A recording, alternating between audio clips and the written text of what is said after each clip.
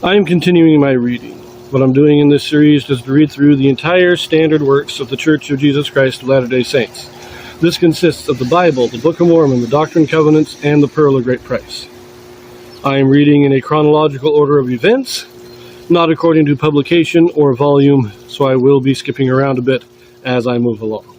So now we continue in Ezekiel. This will be chapter 41. We are in the middle of his vision of the temple, probably the temple of the latter days. This is not the Solomon's temple. It doesn't sound anything like it. Last chapter was just a detailed description of the measurements of the outer court and the inner court. So now let us read 41. Ezekiel sees the inner temple and the Holy of Holies and is shown their form and size. Afterward he brought me to the temple and measured the posts, 6 cubits broad on the one side and 6 cubits broad on the other side, which was the breadth of the tabernacle.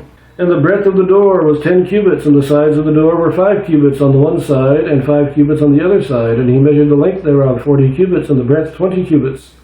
Then went he inward and measured the post of the door 2 cubits, and the door 6 cubits, and the breadth of the door 7 cubits.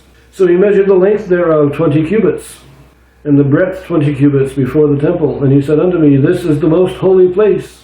And he measured the wall of the house 6 cubits, and the breadth of every side chamber 4 cubits, round about the house on every side. And the side chambers were 3, one over another, and 30 in order. And they entered into the wall which was of the house of the side chambers round about, that they might have hold, but they had not hold on the wall of the house. And there was an enlarging and a winding about still upward to the side chambers. For the winding about of the house went still upward round about the house. Therefore the breadth of the house was still upward, and so increased from the lowest chamber to the highest by the midst.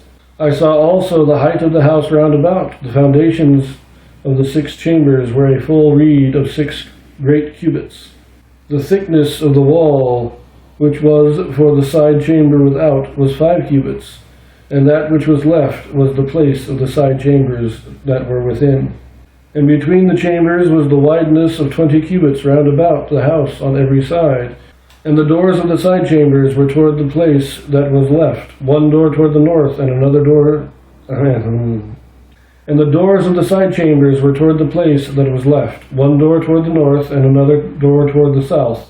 And the breadth of the place that was left was 5 cubits round about. Now the building that was before the separate place was at the end toward the west, was 70 cubits broad, and the wall of the building was 5 cubits thick round about, and the length thereof 90 cubits. So he measured the house 100 cubits long, and the separate place, and the building with the walls thereof 100 cubits long.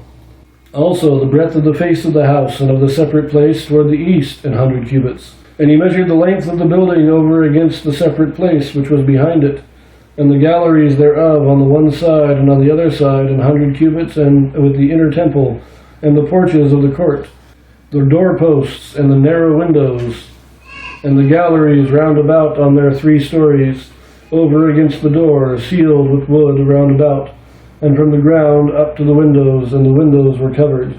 To that above the door, even unto the inner house, and without, and by all the wall round about within and without by measure.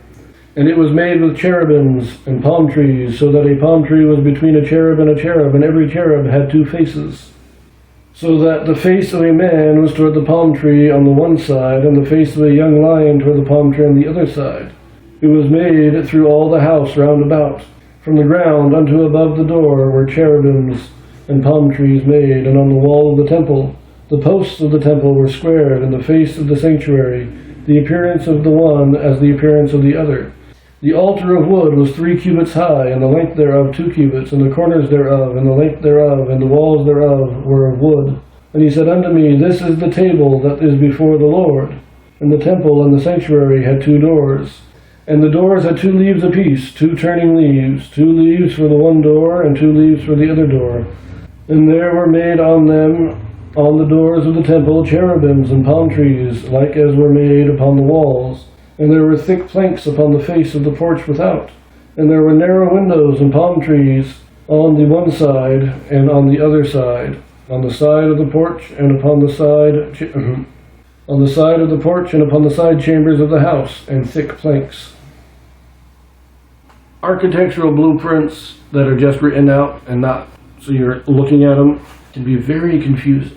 There's some indication here that the temple itself is like 3 stories high, and it goes up in a spiral kind of thing where you go up the stairs to get there. And the chambers, the outer chambers that they keep talking about, are 3 stories high, so you have like apartments on the ground floor, second floor. But I could be wrong, because I just find this whole thing very confusing. Maybe, just maybe, I'll see if I can find a detailed explanation of this, because I'm just not getting it. I do find it interesting, though, here, that the cherubs in this have 2 faces, a man and a lion. That's interesting.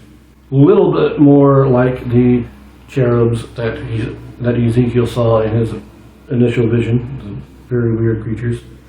And again, different in some ways, and different from the cherubs in other artistic renderings for the tabernacle and for Solomon's temple.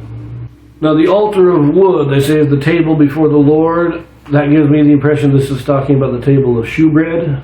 Not positive, that's just my impression. And when it said that they were sealed with wood, the spelling there, C-I-E-L-E-D, meaning the ceiling of these rooms was made of wood.